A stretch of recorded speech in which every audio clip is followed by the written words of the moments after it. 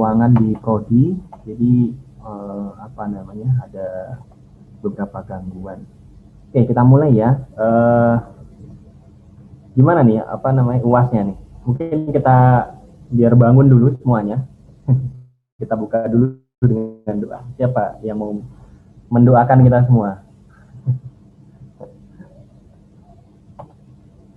Yuk, ketua kelasnya, Lukman. Ada Lukman?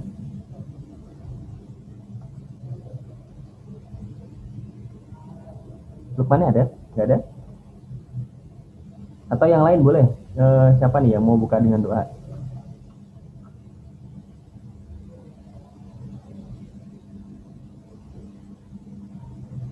Halo, suara saya bisa kedengeran? Bisa, Pak. Oke, gimana? Silakan buka dengan doa dulu. Sebelum memulai perkuliahan pada siang hari ini, langkah baiknya kita berdoa menurut agama dan keyakinan masing-masing. Berdoa dipersilakan.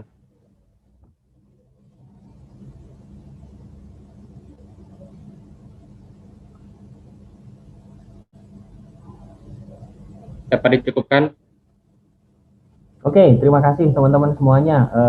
Saya izin share screen ya. Oke, jadi di mata kuliah kita kali ini mungkin akan sedikit berbeda dengan kebersamaan kita pada saat data mining di semester kemarin. Yang pertama adalah saya akan coba tidak menggunakan YouTube dulu untuk pertemuan pertama ini. Kenapa? Ada beberapa alasan sebenarnya kalau teman-teman masih ingat. Saya nggak tahu, mungkin nggak banyak juga dari teman-teman yang menyaksikan seluruh videonya secara utuh. Itu yang pertama. Yang kedua juga saya ingin melibatkan teman-teman secara aktif gitu ya. Jadi kalau nonton video terus selama 1 jam lebih, mungkin udah pada tewas semua ya. Ya, jadi kita coba nih ya. Saya tidak mau menyampaikan bahwa nanti 1 semester kita akan full seperti ini. Kita akan coba ya, review, revisi, aksi kan gitu kan. Jadi kita review dulu gitu ya, kita coba nih cara baru. Apakah cara baru ini lebih baik? Belum tentu, tapi kan beda ya kan. Apakah nanti hasil lebih baik? Ya mudah-mudahan ya. Nanti kita review lagi. Oke teman-teman, saya tahu beberapa di antara kalian mungkin ada yang masih belum sepenuhnya sadar bahwa kita sudah di semester yang baru ya. Jadi selamat datang di pertemuan kita yang baru ya. Di kita mata kuliah sekarang adalah mata kuliah AI, kecerdasan buatan, dan sebagai bagian dari welcoming untuk kalian gitu. Jadi di pertemuan pertama ini masih ringan-ringan dulu gitu. Jadi yang mungkin masih belum sadar bahwa kita udah masuk ke semester baru, nggak apa-apa, masih ada waktu gitu ya. Nah, di pertemuan pertama ini kita mungkin nggak perlu perkenalan ya, semuanya sudah kenal mungkin. Kalau di kelas sebelah mungkin tadi saya masih ada perlu perkenalan. Nah, untuk mata kuliah ini sebenarnya kontennya itu sudah kebetulan saya kemarin yang menyusun kurikulum yang baru untuk mata kuliah AI ini.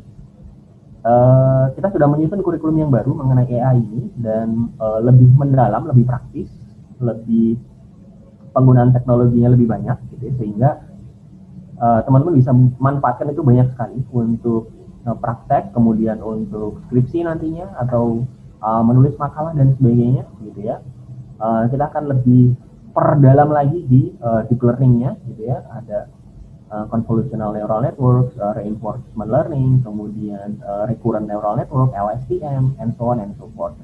Terus kemudian generative adversarial network, GAN, dan sebagainya. Kita bisa coba-coba di sana. Cuman permasalahannya adalah kurikulum baru tersebut itu hanya akan berlaku untuk di tingkat 1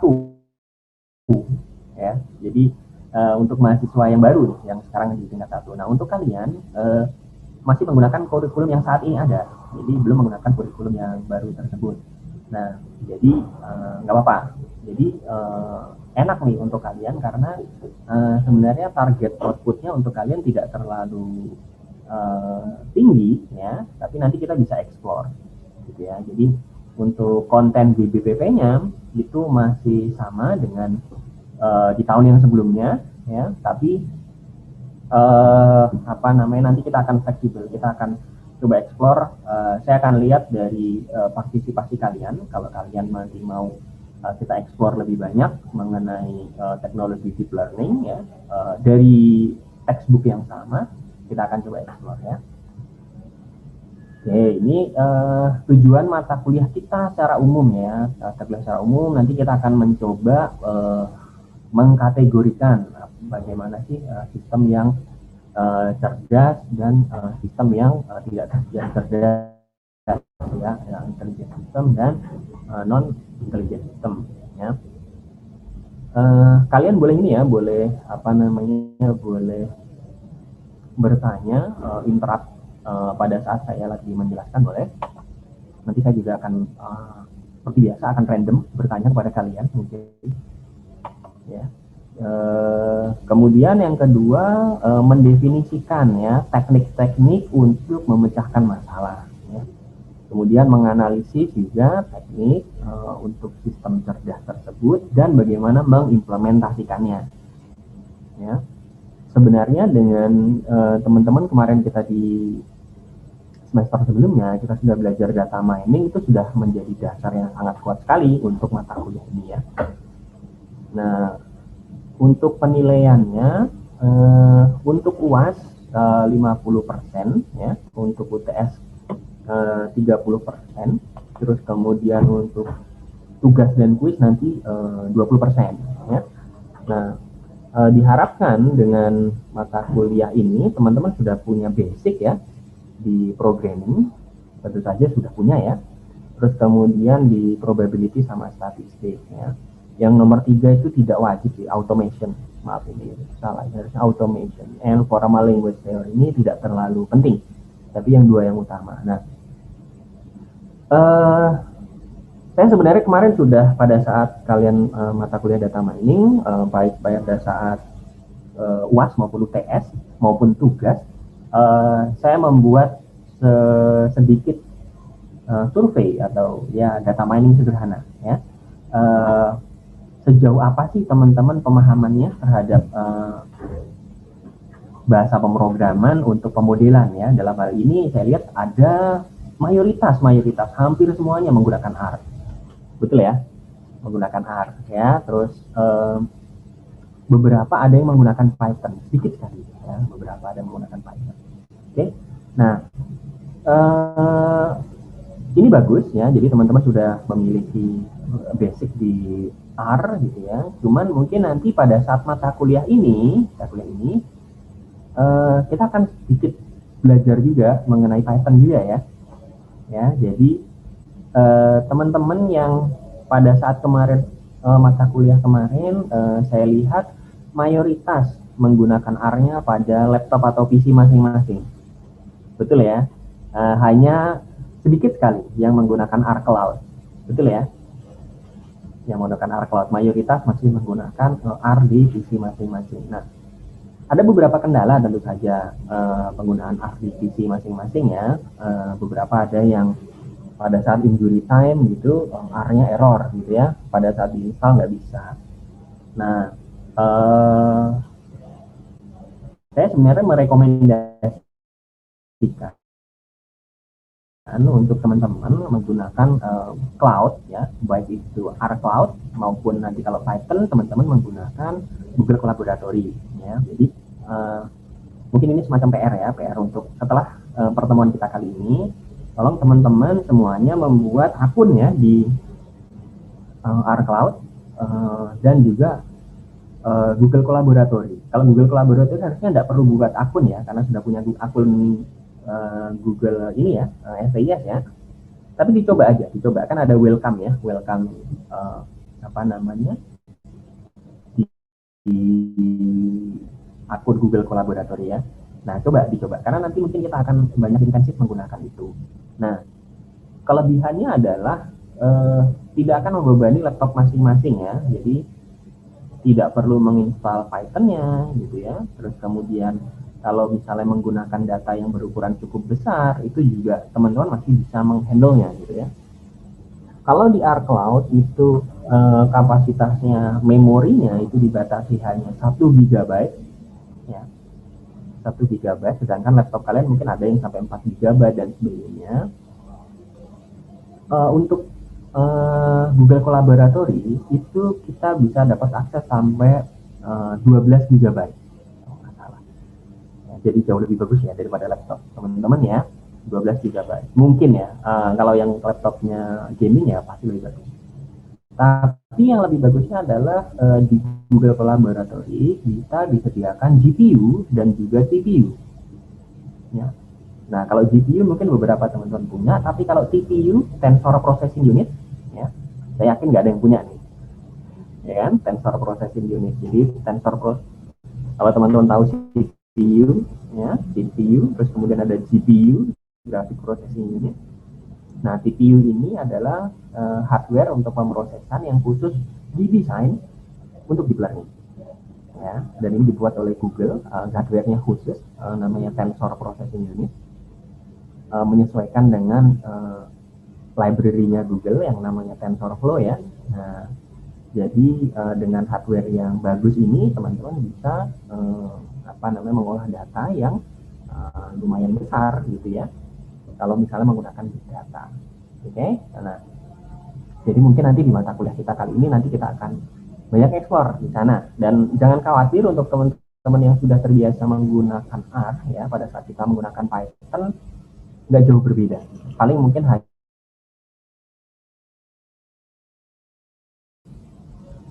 kalau di R itu package-nya ada banyak ya kan. Kalau di Python mungkin ya kita cukup dengan scikit-learn, kalau teman-teman udah ada banyak yang tahu ya scikit-learn ya.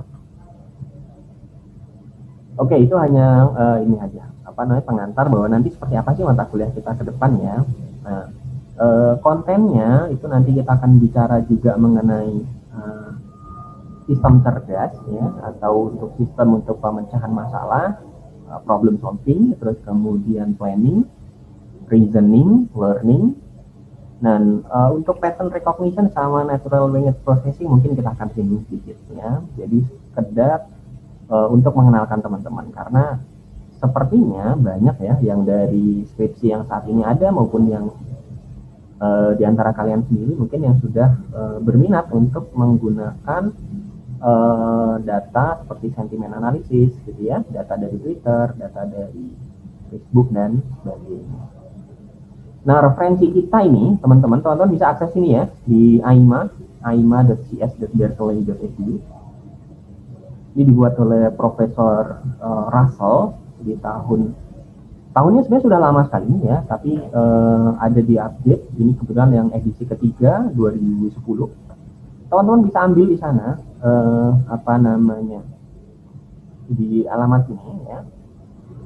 Terus juga saya juga rekomendasikan boleh teman-teman untuk pelajari dari MIT, dari Massachusetts Institute of Technology. Open course-nya itu ada websitenya di sini.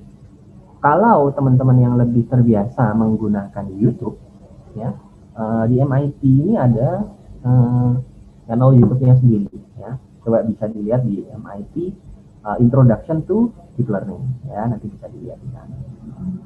Oke, nah oke, itu tadi bagian yang sedikit serius. Nah, sekarang kita bagian yang agak enak-enak nih. Jadi kalau teman-teman mendengar kata AI, apa sih sebenarnya yang terbayang gitu ya? Kalau saat ini gitu ya, masih ingat nggak ya? Ini ada yang pernah nonton Star Wars? Selain K-pop, ada lagi nggak yang ditonton yang kira-kira berkualitas gitu? Oh, di K-pop apa sih namanya kalau K-drama ya, apa sih? Drakor ya Pak, iya betul drakor. Astaga. Oke. Saya belum pernah nonton kalau drakor ya. Tapi mungkin ada juga, saya nggak tahu ya, kan bisa juga ada. Karena Korea kan juga advance ya perkembangan di AI-nya ya. Nah, kalau di Star Wars kita dipertunjukkan gitu ya bagaimana sebuah robot nih, sebuah robotnya Android, bukan apa namanya, dia ini miniaturnya ada dan dia bisa berjalan gitu ya, itu seru ya. Kebetulan waktu di Jepang saya sudah pernah nyoba ini, mungkin nggak tahu teman-teman sudah ada yang pernah coba. Saya pernah coba miniaturnya yang seperti ini, sama gitu ya, bisa berjalan, tapi hanya dalam bentuk yang lebih. Kalau ada yang pernah nonton Iron Man, bukan yang Odading ya, yang Iron Man ya. Nah, Jarvis ya, terus kemudian ini film yang agak lama nih, Robocop ini. Nah, ini Cyborg. Ada Terminator,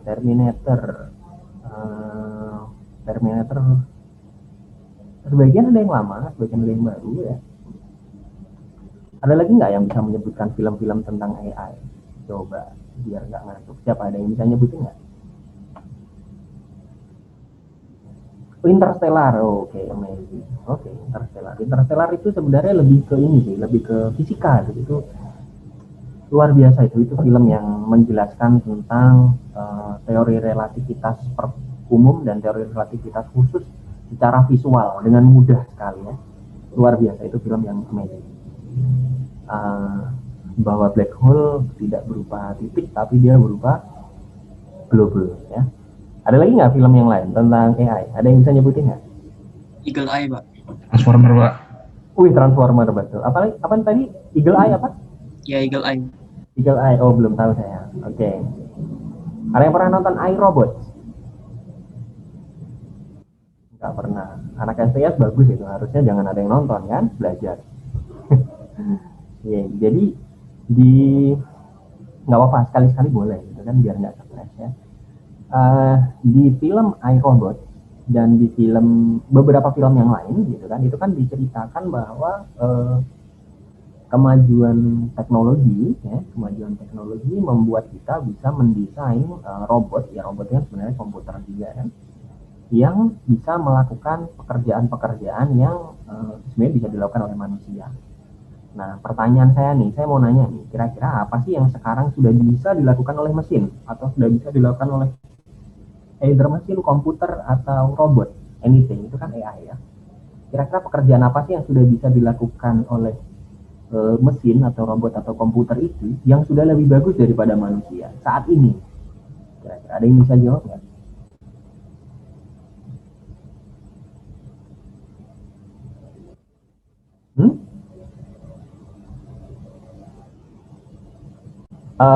Pekerjaan apa ya, tugas apa yang saat ini si robot atau mesin bisa melakukannya lebih baik daripada manusia? Kira-kira apa ya? Keamanan, Pak. Contohnya gimana keamanan? Ya, misalnya identifikasi itu, Pak, wajah, sidik jari segala macam. Ya betul. Oke. Deteksi sidik jari ya, terus wajah gitu ya. Nah, ini contohnya malah Jarvis kan. Dia bisa menerjemahkan membedakan nih orang pertama, orang kedua gitu dari mukanya ya, face detection ya. Padahal kalau manusia biasa mungkin cepat capek ya. Ada lagi nggak yang lain?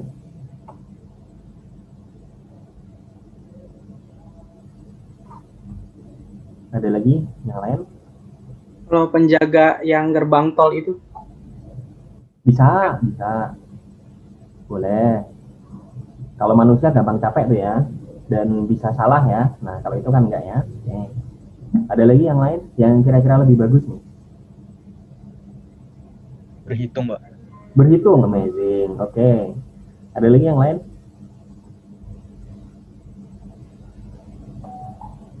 Oke, kalau nggak ada, saya balik nih. Apa sih yang belum bisa dilakukan oleh mesin atau robot saat ini, yang baru bisa dilakukan oleh kira-kira manusia gitu? Apa ya kira-kira? Ada yang bisa jawab nggak? Menulis apa nih? Oh, menulis ini ya, menulis karangan ya, cerita ya. Nah, oke. Menulis karangan atau cerita ini saya punya contoh menarik ya. Saya punya contoh menarik. Di tahun 2000 sekian gitu ya, ada mahasiswa PhD dari MIT, ya, sedang iseng, gitu ya, dia membuat sebuah kode program untuk menulis jurnal, ya, menulis jurnal, ya, menulis jurnal. Dan jurnal hasil generate itu, jadi paper generator ya, jurnal hasil generate itu disubmit ke jurnal-jurnal yang bereputasi ya. Ada beberapa. Teman-teman kan kemarin di semester 1 kan sudah latihan membuat makalah ya, beberapa malah ada yang sudah mencoba submit ya. Nah, kan terbayang dong tingkat kesulitannya ya. Nah, ini dia si mahasiswa ini dia membuat. Nah, ternyata banyak sekali yang papernya lolos. Bahkan di bidang fisika teori, di bidang matematika bisa lolos. Padahal isinya tidak make sense.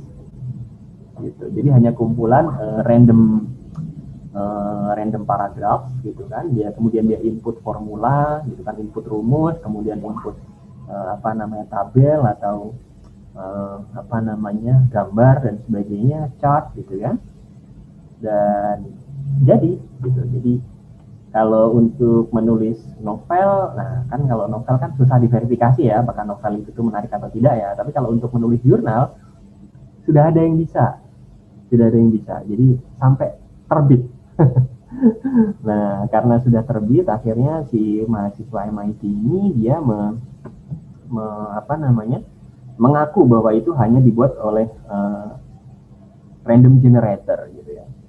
Saya agak lupa ininya karena nanti saya coba cari ya. Oke. Ada lagi nggak yang lain kira-kira?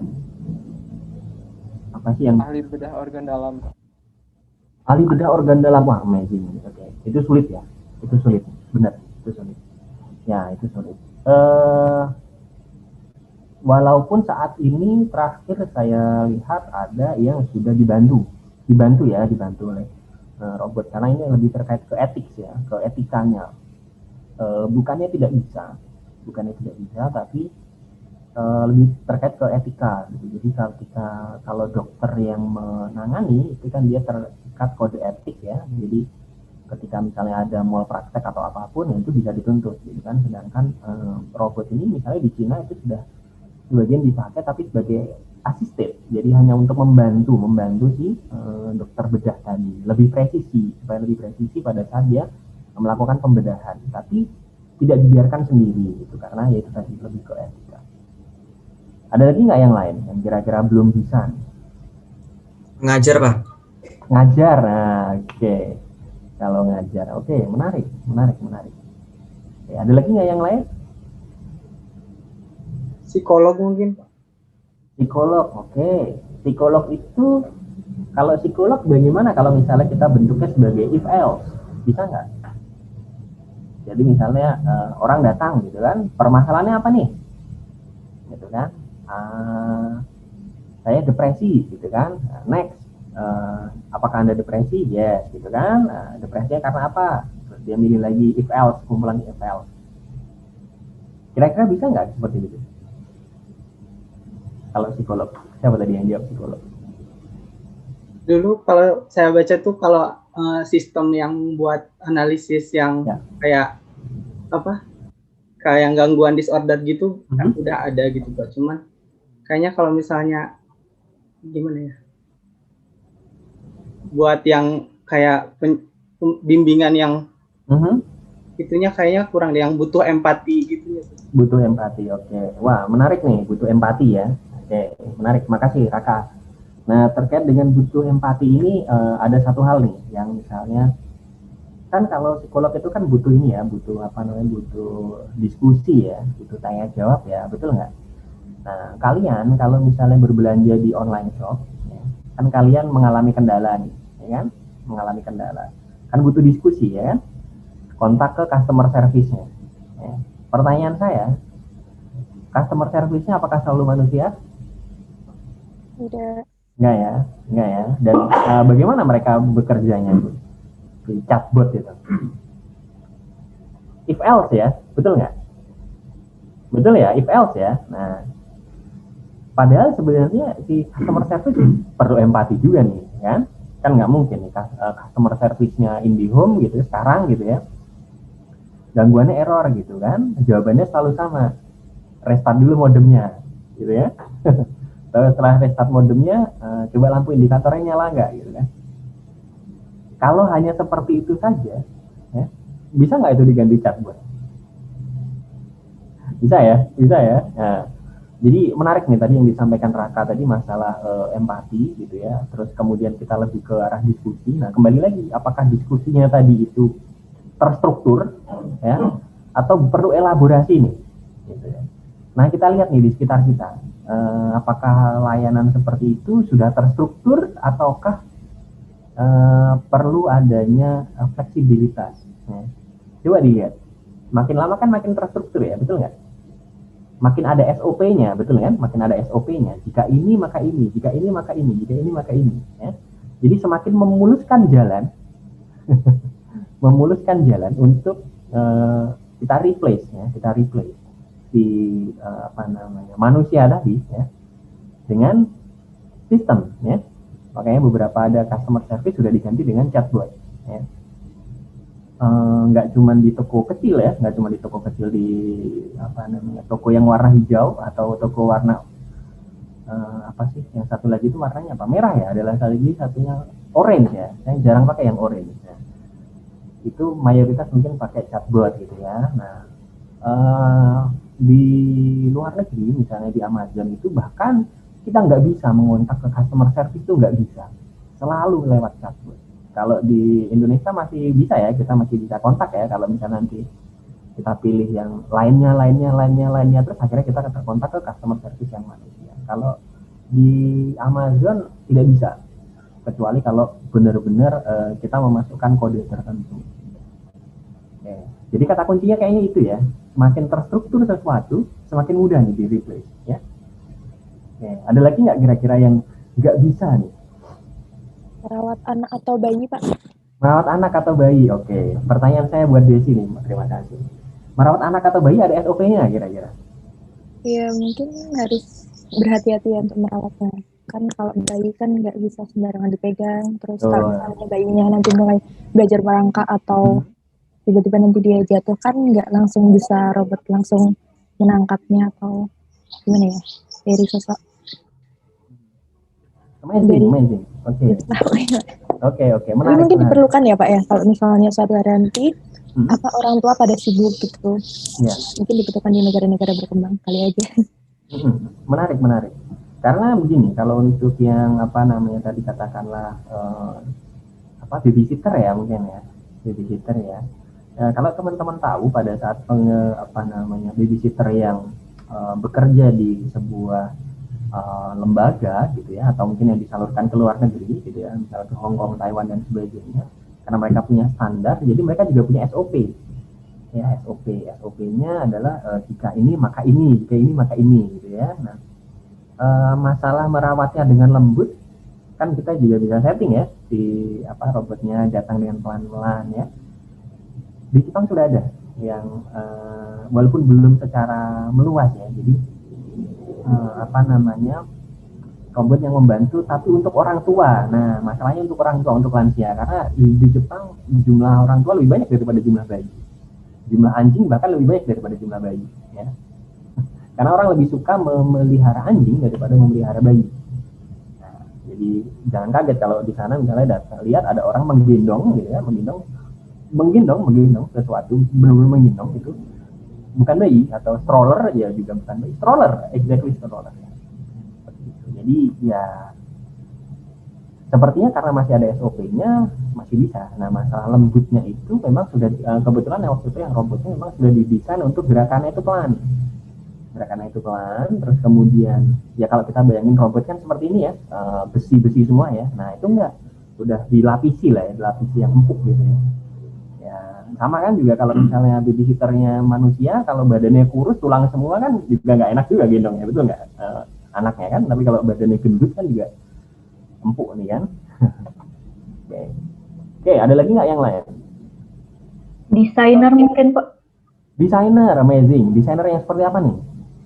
Misalnya bisa sih desainer pakaian gitu Pak. Kan tren mode pakaian kan berubah-ubah, terus diperlukan imajinasi, diperlukan seni yang itu yang berbeda-beda. Kalau misalnya robot kan kayaknya nggak bisa memikirkan ya. sampai ke situ. Ya. Oke, menarik sekali, menarik.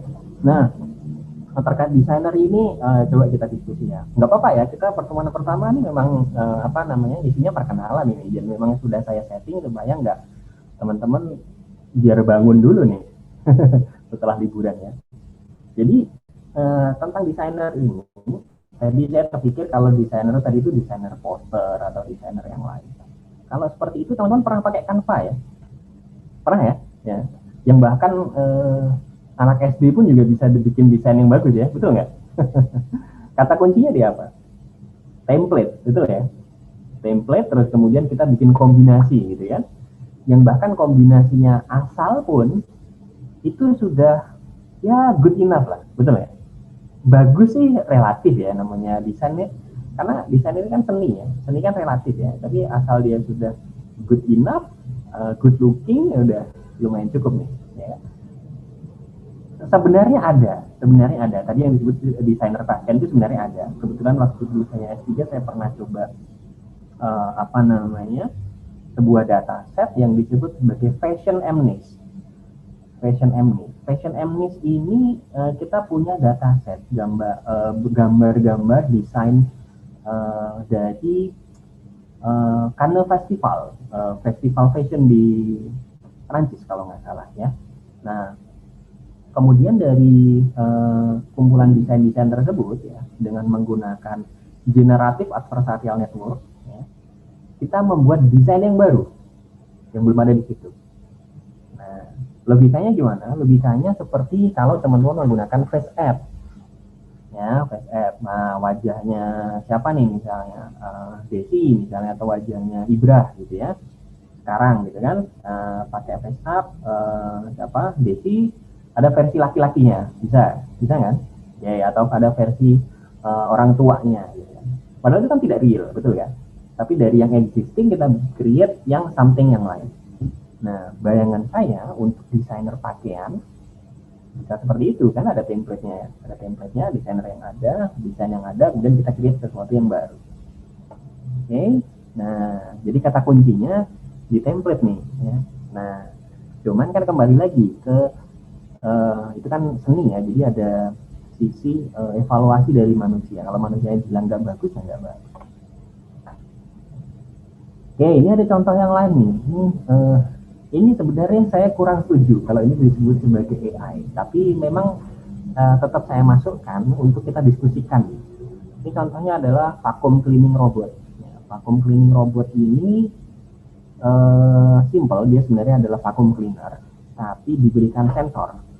Jadi dia akan bukan mencari kotoran, bukan. Tugas dia adalah mengeksplor ruangan. Jadi sampai seluruh ruangan itu sudah terlewati oleh dia, itu saja tugasnya.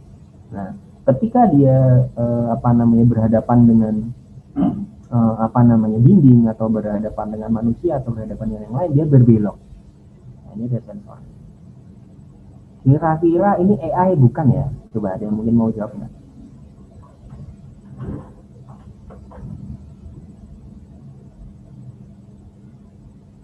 Gimana nih? Kira-kira cerdas nggak ini kayak gini? Kira-kira. Ini menggantikan ini ya, menggantikan cleaning service ya.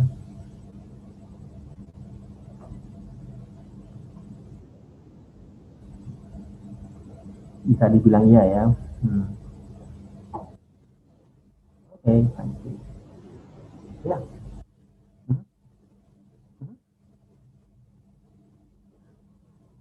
Oke, good. Oke. Nah, kalau misalnya teman-teman ada berapa nih yang bisa nyetir mobil? Ada yang bisa nyetir mobil lebih dari 10? Ada nggak? Bukan, lebih dari 10 mahasiswa mas ya, bukan lebih dari 10 mobil sekaligus ya. Kalau teman-teman yang bisa nyetir mobil ya, bawa mobil di Jakarta susah kan ya, kan karena apa namanya, kanan kiri mepet semua nih, ya. Kanan kiri mepet semua. Manusia aja susah, betul ya? Nah, kira-kira robot bisa nggak? Ada yang bisa jawab nggak? Ini terkait dengan ini. Ada yang bisa jawab? Kira-kira robot bisa nggak nyetir? Bisa sih, Pak. Bisa kan ya? Iya, Pak. Driverless sudah banyak kan ya? Ada yang pernah lihat Google Car yang driverless itu ya? Saya kebetulan pernah beberapa kali ketemu, di Indonesia pernah, di Jepang pernah, di mana lagi pernah, saya lupa. Di Australia pernah juga kalau nggak salah, pernah ketemu juga. Nah, intinya kan ini ya, intinya itu sensor ya, betul ya, intinya kan sensor ya, intinya sensor, terus kemudian if else lagi, ya, jika ada sesuatu kita belokkan seperti itu kan, ya, nah mirip nih seperti ini. Jadi sebenarnya ya not so cerdas lah, kan, karena manusia juga berpikirnya juga simpel seperti itu. Jika ada halangan di kanan, nah kita ambil kiri. Jika ada halangan di kiri, kita ambil di kanan, gitu kan? Ya. Hal yang seperti itu ternyata juga sudah bisa dilakukan oleh robotnya. Nah, ini robot vakum cleaning ini sebenarnya adalah robot yang sangat sederhana sekali, karena saya tahu ada anak kecil yang punya robot ini, anak SD waktu itu di Jepang. Ada anak SD beli di Amazon itu kalau di sini seperti Tokopedia gitu ya, atau apa sih yang sekarang ini ya, ya Tokopedia ya. Kalau di Shopee mungkin nggak banyak ya, di Shopee gitu ya, beli beli peralatannya dan sudah siap diracik. Nah, tinggal di bawahnya ditempelin dengan pel gitu ya, atau ditempelin dengan vacuum cleaner gitu kan. Kan intinya dia bisa berjalan, terus kemudian ada sensornya. That's it. Jadi bukan sesuatu yang rumit gitu ya. Sama seperti tadi misalnya driverless mobil gitu ya. Kalau di beberapa negara sudah ada. Terakhir saya kemarin waktu di Jepang untuk pengiriman barang untuk truk itu sudah ada, dan sebenarnya untuk kereta api KRL gitu ya, itu teknologinya sudah ada, tapi untuk secara legal atau undang-undang belum mengizinkan itu, karena bukannya tidak bisa, tapi kan tetap suatu saat ada error ya, kan katakanlah akurasi 99%, ada 1% error. Nah, pada saat error tersebut terus kemudian terjadi kecelakaan, siapa yang akan dituntut ke pengadilan? Betul ya? Nah, itu kendalanya. Oke, nah ada cerita menarik nih. Ini pengalaman saya pribadi pada saat saya akan melakukan konferensi waktu itu di Amerika, dan saya berangkat dari Tokyo. Nah, saya karena paspor Indonesia, jadi saya perlu visa untuk masuk ke Amerika. Nah, pada saat mengajukan visa ke Amerika itu, saya bersama teman saya, mahasiswa S3 juga, kebetulan satu lab yang sama. Ya, kita mendapatkan beberapa pertanyaan gitu ya, karena kan selektif sekali ya, untuk masuk ke Amerika itu kan selektif sekali ya. Itu salah satu visa yang paling sulit itu diperoleh gitu ya. Nah, biasanya pertanyaan itu aneh-aneh gitu ya. Apakah kamu terhubung dengan ini dan ini gitu ya. Nah, kebetulan pertanyaannya itu lucu. Jadi apa yang sekarang dilakukan gitu ya, sekarang dilakukan di Jepang gitu kan. Terus kemudian sedang ngapain di Jepang gitu ya. Kami sedang kuliah S3 gitu ya. PhD student. Terus ambil jurusan apa? Computer science. Terus bidangnya apa? Ya kita jawab artificial intelligence, karena memang labnya memang lab AI ya. Karena pertanyaan dari petugas imigrasinya adalah are you in robot side or in human side? Jadi untuk kalian yang sedang belajar AI ini, mengembangkan artificial intelligence kan berarti mengembangkan kemampuan dari robotnya sendiri gitu ya. Padahal di masa depan kemampuan robot akhirnya menggantikan manusia gitu ya. Customer service digantikan manusia, cleaning service mulai digantikan oleh robot gitu ya. Nah, pertanyaannya dia adalah kita ini di pihak siapa nih? Di pihak manusia atau di pihak robot nih? Kalian membela siapa sebenarnya? Ada yang bisa jawab nggak sekarang? Kalian dengan belajar ini, siapa yang akan kalian bela? Belajar dengan baik berarti kalian memusuhi manusia. Tidak belajar dengan baik berarti kita nggak dapat teknologinya. Kira-kira gimana? Ada yang punya ide, jawaban? Tergantung posisi kita, Pak.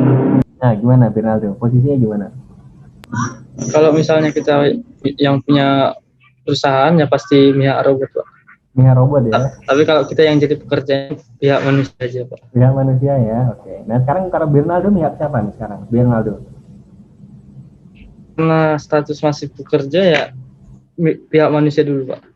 Oke, kalau pihak manusia berarti nggak usah belajar dong AI-nya. Nanti robotnya makin pintar nanti. Tetap harus disiapkan gitu, Pak. Tetap harus setidaknya disiapkan. mengenal kita. Oke, terima kasih.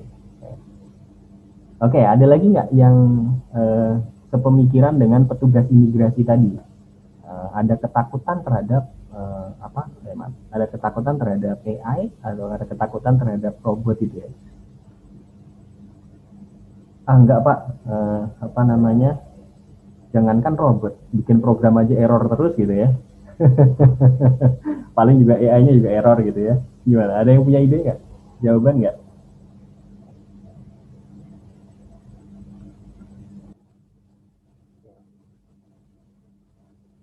Betul.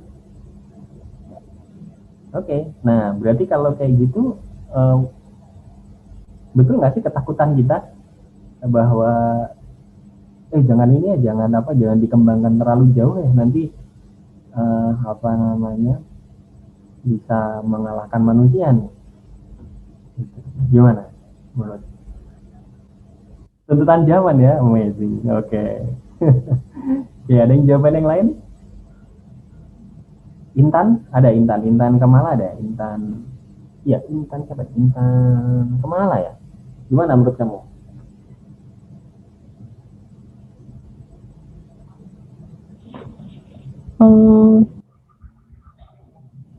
Gimana? Stop aja gitu ya, nggak usah belajar AI-nya gitu kan, untuk memperjuangkan hak asasi manusia. Enggak sih, kurang setuju Kak. Memang kayak masih tetap perlu belajar, tapi ya tuntutan juga sih, memang harus ikut maju manusianya kalau itu. Oke, makasih. Siapa lagi ya mau saya tanya? Dari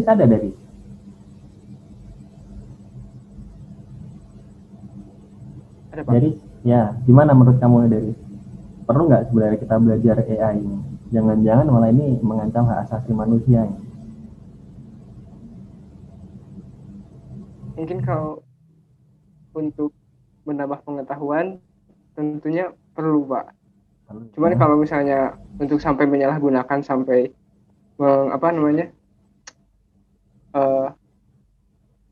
membahayakan manusia, mungkin itu yang tidak boleh. Oke, menarik sekali. Mengancam untuk. Apalagi kalau di STR ya nggak sampai bikin yang kayak gitu kayaknya ya. Bikin programnya bebas error dulu aja deh, gitu ya. Oke, makasih. Nah, saya kasih dulu definisinya ya. Untuk menjawab pertanyaan tadi, apakah betul nggak ketakutan dari beberapa orang di antara kita? Mungkin nggak tahu, mungkin ada di antara kalian tantenya, budinya gitu ya, yang nyebarkan hoax di WhatsApp grup gitu ya, misalnya, wah bahaya nih sekarang di Cina udah mengembangkan robot yang bisa nanti memusnahkan manusia gitu-gitu ya, bisa jadi ya. Oke, kita lihat dulu nih definisinya apa sih. Ini contoh-contoh saja sih, implementasinya pada ini untuk menentukan perjalanan ya. Ini kalau misalnya kita di Google Maps gitu ya. Siri kalau misalnya ada yang menggunakan iPhone atau Siri atau Google Assistant lah. Google Assistant juga sekarang juga lumayan akurasinya ya. Nah ini kalau ini robot di pergudangan ya. Pergudangan ini simple. Ini kan mekanismenya sama seperti tadi ya. Vacuum cleaning robot ya. Jadi dia menghindari tabrakan intinya, betul kan? Terus kita set dia nanti dari titik mana ke titik mana. Ya. Oke, kita lihat dulu definisinya. Apakah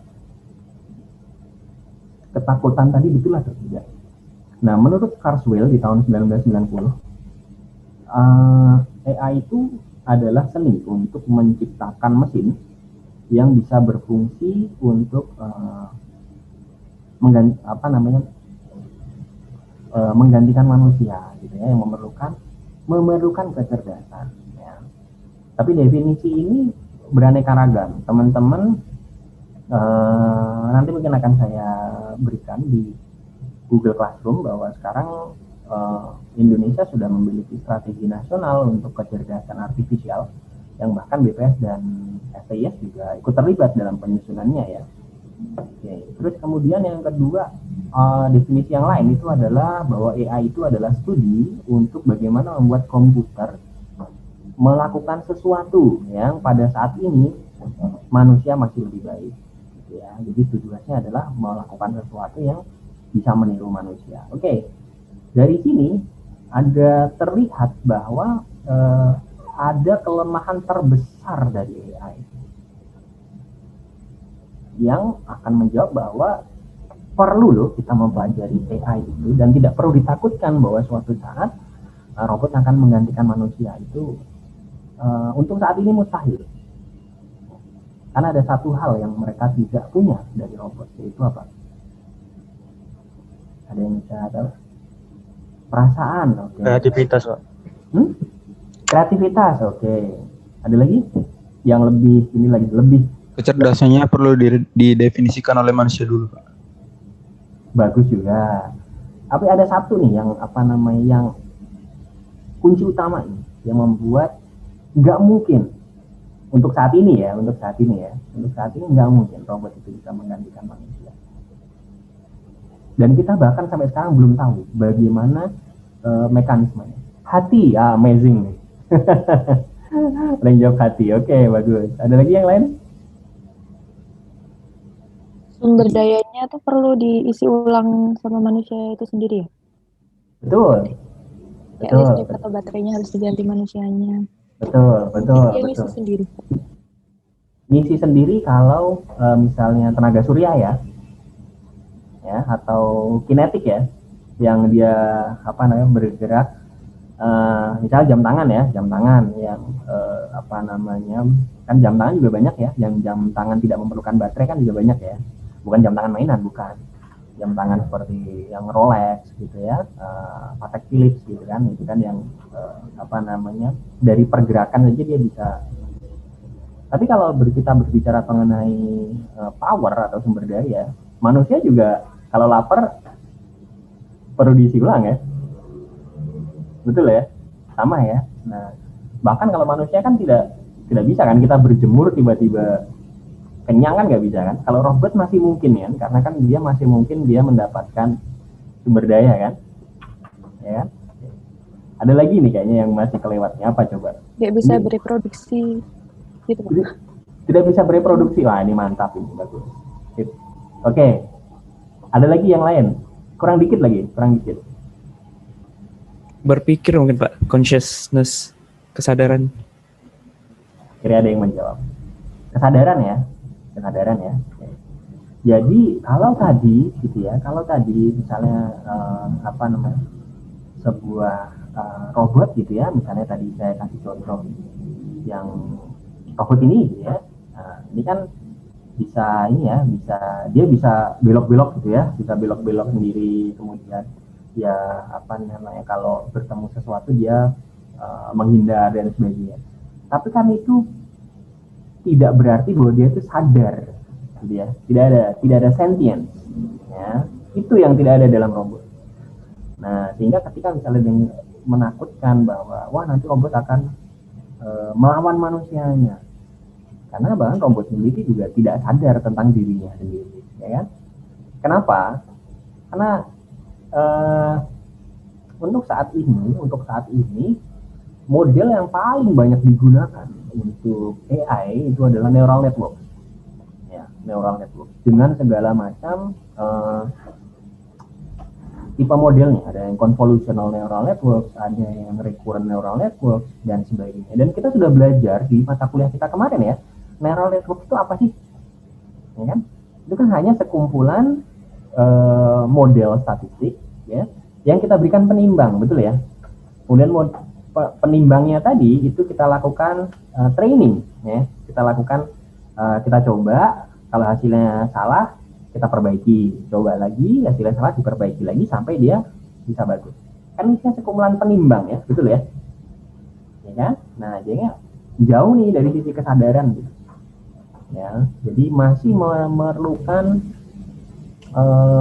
intervensi dari manusia. Jadi memang belum ada sentient. Ya. Nah, ini juga sudah saya jelaskan kalau nggak salah di mata kuliah kita ya kemarin ya, yang data mining ya, bahwa model-model saat ini baik model di statistik maupun di machine learning masih terfokus pada yang supervised. Artinya perlu ada evaluasi. Misalnya akurasinya berapa. Jadi ada contoh training labels-nya itu akurasinya berapa. Sedangkan yang untuk unsupervised itu masih luas sekali. Contohnya adalah clustering. Clustering itu evaluasinya masih bersifat relatif ya, tidak ada yang absolut. Ya, terus kemudian yang lain-lain di unsupervised, di mana tidak ada contoh dari manusia, itu masih lebih sulit. Ya. Nah, itu yang menyebabkan kenapa untuk saat ini tidak mungkin robot akan memberontak gitu ya kepada manusia, karena robot ini tidak punya kesadaran. Ya. Oke, saya biar nggak ngantuk, kita akan lihat sebuah video. Tapi saya nggak tahu, saya tadi coba di kelas sebelah. Kalau saya nyetel video itu suaranya nggak sampai ke kalian. Tapi kita belum dicentang Pak itu. Gimana? Belum dicentang share sound komputernya. Oh, I see. Oke, kita coba ya. Ya.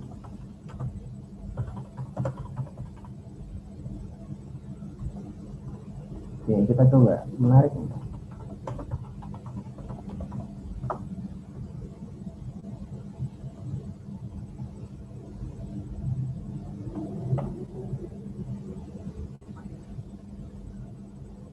Oke, saya udah ini, kita coba share screen. Ini ada share sound. Oke, terima kasih Azam ya tadi ya. Saya dari YouTube, masih ada iklannya. Oke. Ini dari MIT Introduction to Deep Learning. Ini saya rekomendasikan untuk kalian, walaupun sebenarnya nanti mungkin nggak kita pelajari lebih jauh, karena ini harusnya untuk yang kurikulum baru. Teman-teman nanti kita masih pakai kurikulum yang saat ini. Enak ya, jadi targetnya nggak terlalu tinggi, tapi kalian masih bisa pelajari ya.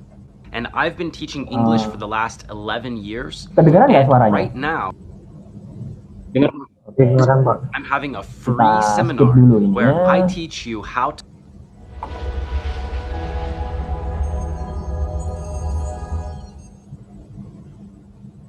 Oke, ini ada Alexander Amini, dia adalah PhD student, mahasiswa S3 di MIT yang menjadi dosen untuk mata kuliah Introduction to Deep Learning. Hi everyone, let's get started. Good afternoon and welcome to MIT 6S191. This is really incredible to see the turnout this year. This is the 4th year now we're teaching this course, and every single year it just seems to be getting bigger and bigger. 6S191 is a 1-week intensive boot camp on everything deep learning. In the past, at this point, I usually try to give you a synopsis about the course and tell you all of the amazing things that you're going to be learning. You'll be gaining fundamentals into deep learning and learning some practical knowledge about how you can implement some of the algorithms of deep learning in your own research and on some cool lab-related software projects. But this year I figured we could do something a little bit different, and instead of me telling you how great this class is, I figured. Jadi dia ngasih pengantar ya, tentang mata kuliah ini, gitu ya. Dan daripada dia bicara tentang mata kuliahnya, dia akan minta seseorang untuk memberikan sambutan. Ya. Nah, kita lihat. We could invite someone else from outside the class to do that instead. So let's check this out first. Hi everybody, and welcome to MIT 6S191. the official introductory course on deep learning taught here at MIT. Deep learning is revolutionizing so many fields, from robotics to medicine and everything in between. You'll learn the fundamentals of this field and how you can build some of these incredible algorithms. In fact, this entire speech and video are not real. Oke. Coba, jadi ini adalah video Presiden Barack Obama memberikan sambutan, mantan presiden Barack Obama memberikan sambutan di mata kuliah. Kayaknya seru juga nih, guys. Kita ngundang Presiden Jokowi ya untuk membuka mata kuliah kita kali ini ya. Cuman terakhir dia bilang si Presiden Barack Obama ini videonya nggak nyata ini, tapi coba kalian perhatikan pada mimik mukanya sama pergerakan lidahnya, pergerakan bibirnya, coba lihat. And were created using deep learning and artificial intelligence. And in this class, you'll learn how. It has been an honor to speak with you today, and I hope you enjoy the course. Oke. Nah, ini saya nggak tahu, teman-teman mungkin udah ada yang tahu ya. Ini namanya deepfake ya Pak? Deepfake ya. Iya Pak. Nah, kalau dulu ya, zaman saya masih kecil gitu ya, itu di persidangan gitu ya, itu kalau barang bukti berupa foto itu sering ditolak ya, karena mudah di Photoshop ya. Tapi kalau video diterima karena tidak ada teknologi yang bisa membuat video ya. Oke, jadi misalnya kita tahu bahwa Azam, kamu sekarang di minggu kemarin di lab komputer ya, ada beberapa PC yang hilang misalnya gitu. Oh enggak Pak gitu kan. Tapi ada nih video kamu sedang ada di lab komputer ngambil PC. Oke? Nah, iya ya. Kalau itu pada saat saya masih kecil, itu diterima sebagai bukti di pengadilan. Ya, karena oleh si saksi ahli. Saksi ahlinya siapa nih? Macam-macam ya saksi ahlinya. Mungkin Fahri Hamzah, bukan ya? Saksi ahlinya nyatakan tidak ada teknologi yang bisa melakukan itu. Ya, jadi Azam sudah pasti dia ngambil komputer di lab komputer minggu kemarin. Ya, ada videonya jelas. Nah, dengan seperti ini, ya, ini deepfake ini kebetulan ini hanya ini ya, paruh muka ya, paruh wajah ya. Tapi pada saat saya kemarin di Jepang, memang ada teman saya yang mengambil topik itu ya, full body. Jadi di recreate ya, jadi benar-benar exactly seperti misalnya Azam sedang pergi ke Indomaret gitu ya, ngambil beli kopi atau beli coklat gitu ya. Nah, diganti nih jadi di ruang lab komputer ngambil komputer nih, jadi disangka nih, oh Azam nih mencuri komputer gitu ya. Memungkinkan nggak sekarang? Mungkin kan ya? Mungkin Pak. Mungkin Pak. Kita lihat lagi, kita kritisi apa sih yang salah gitu ya.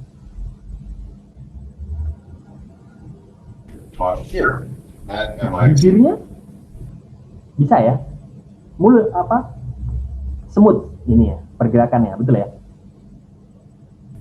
Deep learning is revolutionizing so many. Nggak putus-putus kayak sinetron Indosiar, enggak ya. From robotics to medicine and padahal sinetron Indosiar yang buat manusia loh.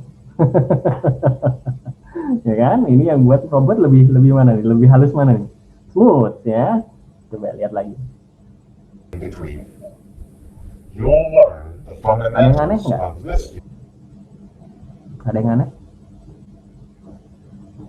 Harusnya kalian dapat dong. Kalian tahu bahwa ini buatan robot nih. Ada yang aneh nih, apa? Bahwa ini bukan manusia beneran nih, apa nih?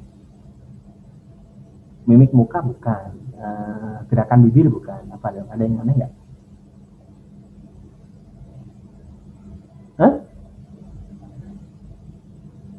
pandangan, kita lihat ya. And how you can build some of these Nggak juga. incredible algorithms. Smooth ya. Smooth ya. Nah, kalian boleh nonton nanti di YouTube kalian masing-masing, dan ini dibuat dengan menggunakan Canny.ai, Canny.ai. Ini tapi sayangnya dia berbayar gitu ya. Kebetulan dia menjadi sponsor untuk mata kuliah ini. Ya, kalau mata kuliah kita sayangnya nggak ada sponsor ya. Jadi kalau misalnya ada, kita bisa buat ya. Oke, nah ada yang aneh. Kalau mungkin saat ini di kalian mungkin tidak terdengar aneh, tapi kalau kalian dengar langsung akan aneh, yaitu suaranya. Ya, suaranya jelas sekali robot, betul ya. Padahal sudah ada tone dari si Obama, tapi suaranya masih kasar gitu ya, betul ya, suara robot banget gitu. Tapi kalau teman-teman tahu gitu ya, ini mungkin hanya karena belum dimasukkan ke sound synthesizer saja. Ya, belum di smoothing aja gitu ya. Kalau udah dimasukkan ke rekaman studio juga smooth juga, betul ya. Oke, nah, saya coba.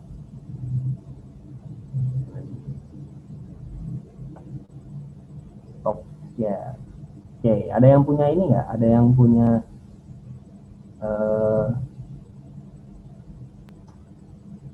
pandangan nggak? Apa namanya? Apakah hal yang seperti tadi itu bermanfaat atau tidak bermanfaat? Ya, ada yang punya pandangan?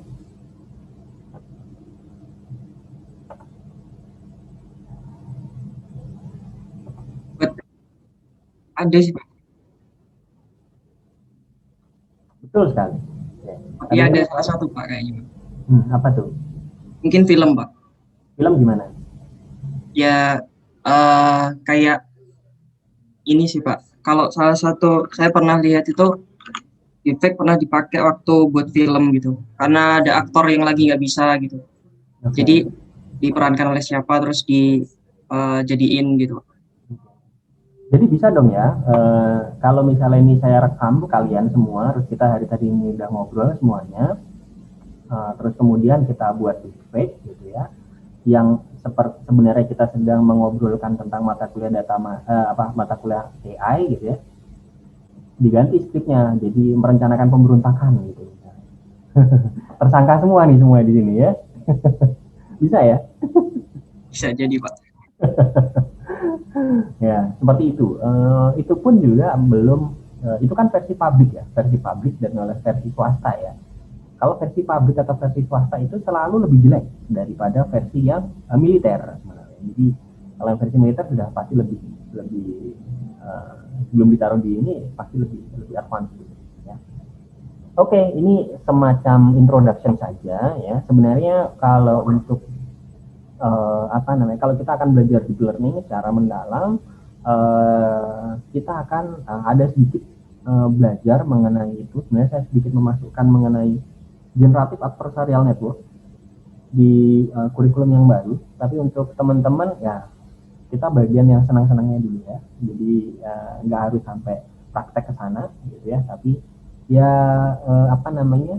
kita masih menggunakan kurikulum yang saat ini. Jadi yang enak untuk kalian ya. Tapi kalian tahu sudah sampai sejauh mana penggunaan AI ya. Oke, ada satu hal yang membedakan apakah sebuah AI itu bisa diterima atau tidak, yang disebut sebagai Turing test, Turing test approach. Di Turing test ini langkahnya simple ya. Turing testnya disebut ini satisfactory operational definition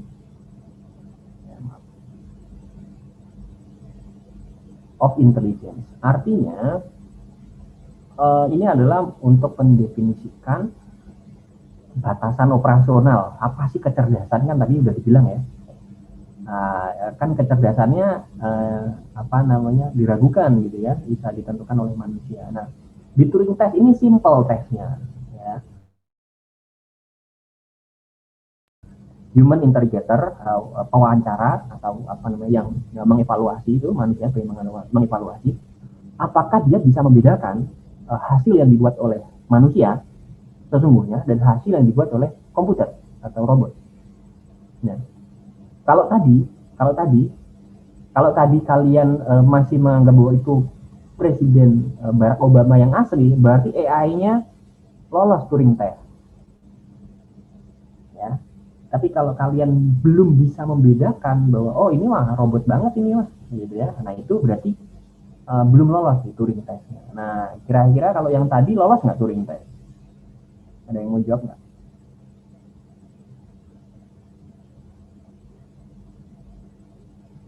Turing test ini ya per bisa per elemen ya. Misalnya elemen dari visualnya gitu ya. Kemudian elemen dari suara, kemudian elemen dari yang lain gitu kan. Kalau elemen dari visual bisa lolos nggak ini dengan Turing test? Lolos, Pak. Lolos ya. Jadi seolah-olah bahwa Obama kalau misalnya suaranya dimatiin ya, itu Obama betul kan ya.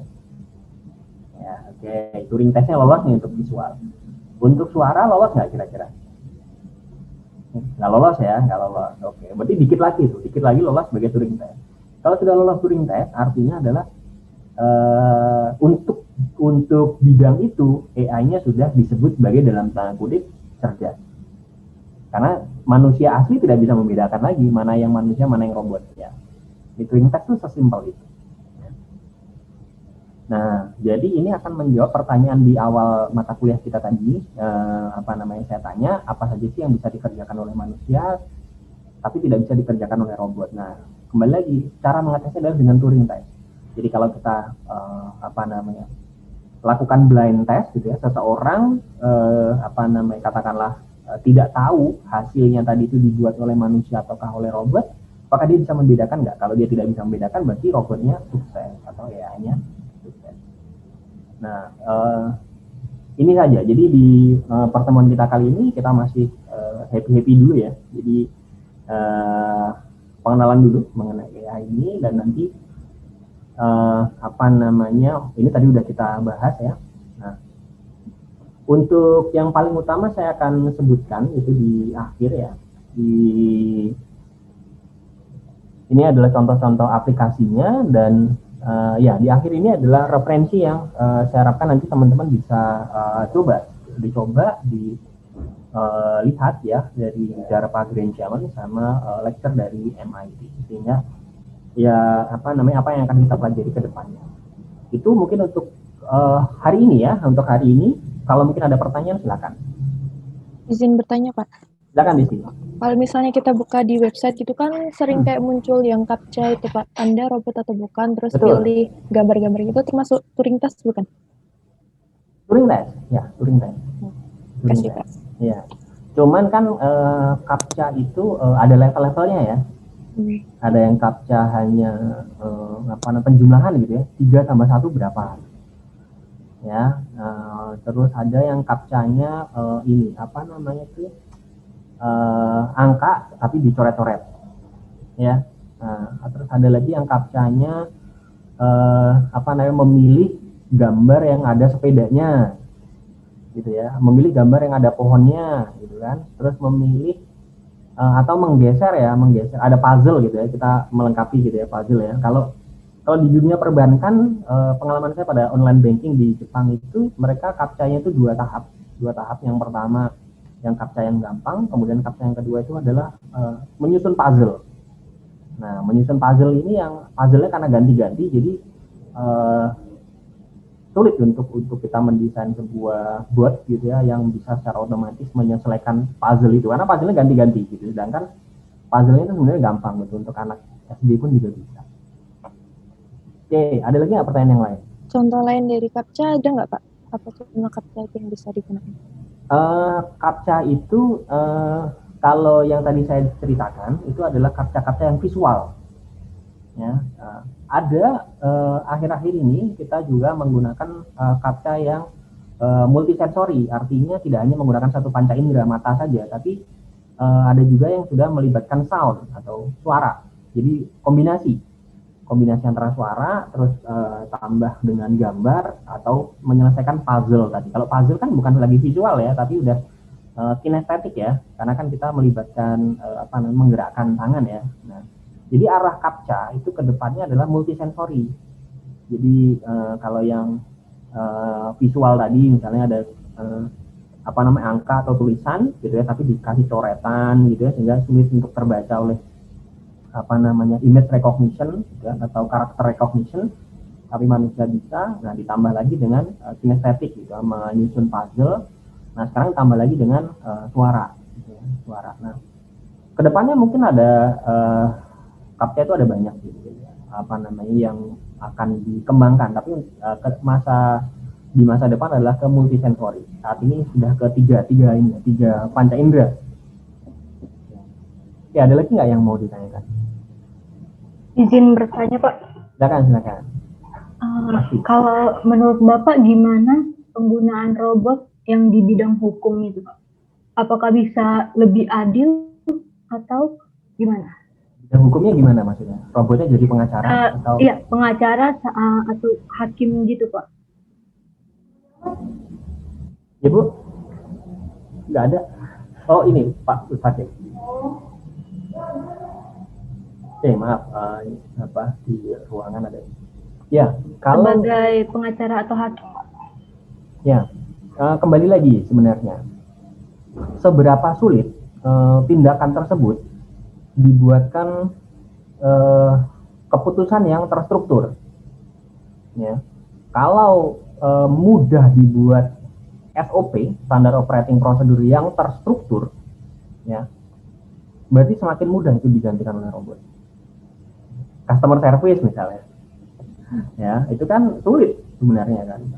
Orang pengennya curhat gitu kan, panjang lebar gitu.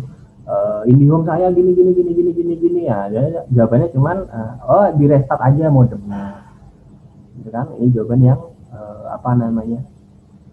sangat standar sekali. Nah, ketika itu bisa dilakukan, bisa. Tapi untuk saat ini apa sih kelebihan dari hakim atau pengacara itu? Yang pertama adalah mereka bisa hafal berpuluh-puluh buku kitab undang-undang gitu ya. Kitab undang-undang itu bisa hafal.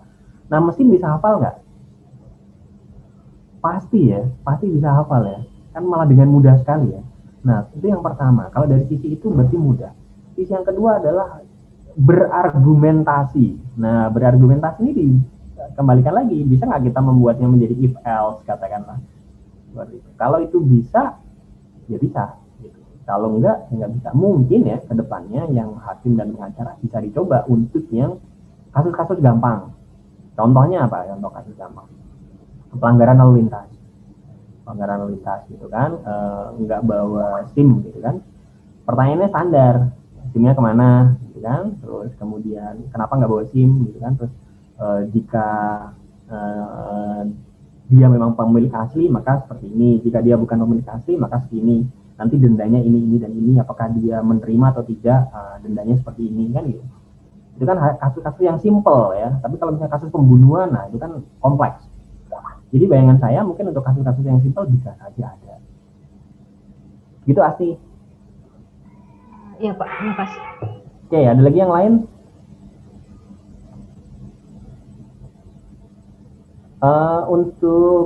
Untuk tugas responsi hari ini sudah saya tulis di Google Classroom ya. Jadi di pertemuan pertama ini memang sengaja kita bahasnya nggak terlalu berat ya. Lebih merefresh saja sebenarnya. Mungkin kalau next, saya harapkan teman-teman dicoba ya yang tadi PR saya, jadi buat akun di ArcCloud dan buat di Google Kolaboratori ya. Mungkin nanti kita akan banyak bermain-main di sana gitu ya, baik di tugas maupun nanti mungkin di mata kuliah gitu ya. Tapi kalau untuk di mata kuliah mungkin ada lebih banyak ke teori gitu ya. Nanti implementasinya bisa di ArcCloud maupun di Google Kolaboratori. Walaupun saya lebih merekomendasikan ke Google Kolaboratori ya. Jadi teman-teman bisa lah sedikit belajar Python. Kalaupun tidak belajar Python, kalau sudah terbiasa menggunakan R, pindah ke Python nggak begitu sulit sebenarnya. Ya. Oke, ada pertanyaan lain kalau yang mau ditanyakan? Kalau nggak ada? Izin bertanya Pak. Silakan. Jadi nanti kira-kira untuk output dari mata kuliah itu hanya sekedar pemahaman aja atau nanti bakal ada ngerancang AI sederhana gitu Pak? Ada. Jadi ya nggak mungkin kita nanti kuliahnya seperti ini terus kayak PPKN gitu ya, kayak kewarganegaraan, enggak. Jadi mata kuliah pertemuan pertama memang simple ya. Nanti kita akan mulai masuk ke lebih mendalam di pertemuan kedua, ketiga dan seterusnya. Nanti di pertemuan kedua kita akan mulai belajar mengenai sistem cerdas gitu ya. Setelah itu kita akan belajar mengenai problem solving dengan searching ya. Searchingnya nanti ada beberapa, ada local search, ada field search dan sebagainya. Terus kemudian nanti ada reasoning juga ya. Ada beberapa dan bisa dicek di buku pedoman yang kita gunakan dari AIMA itu, dari Russell. Nah, itu di bab-bab di awal ya. Kalau untuk bab-bab di akhir nanti masuknya ke kurikulum yang baru. Oke, jadi nanti akan cukup banyak juga praktek ya untuk mata kuliah ini. Ya, kita akan banyak menggunakan mungkin R ataupun Python. Ya, ada lagi yang pertanyaan lain? Saya mau bertanya, Pak. Ya, silakan Joyce. Jadi ini untuk yang persentase nilai sih, Pak. Tadi saya lihat di PPT Bapak itu persentasenya itu masih yang 20, 30, 50 seperti yang sebelumnya. Tapi kemarin kan waktu di sosialisasi katanya sudah 35 begitu kan Pak UTS UAS. Jadi masih tetap yang lama kah di mata kuliah ini? Saya akan menggunakan referensi dari BAK ya, di BAK. Kalau untuk di kurikulum lama masih seperti ini 20, 30, 50 gitu ya. Tapi kalau memang nanti dari BAK sudah karena kemarin itu sebenarnya kita sudah ada rapat di peraturan direktur yang baru ya, apakah itu akan diimplementasikan langsung di semester ini ataukah diimplementasikan di semester ini tapi hanya untuk tingkat 1 ya, maksudnya teman-teman belum dapat atau teman-teman sudah ikut mendapat. Jadi nanti sama untuk semua mata kuliah sama ya. Semua mata kuliah sama menggunakan referensi dari BAK. Oke, ada lagi pertanyaan yang lain? Kalau nggak ada, mungkin silakan Lukman ditutup dengan doa.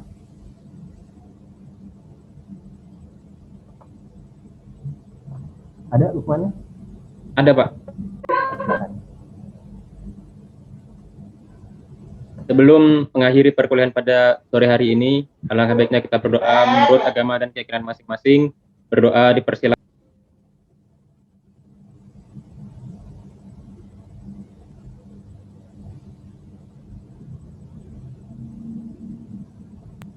Dapat dicukupkan. Ya, terima kasih Lukman dan terima kasih teman-teman semuanya. Untuk tugas responsif sudah saya tulis di Google Classroom ya. Dan sampai jumpa di pertemuan kita minggu depan.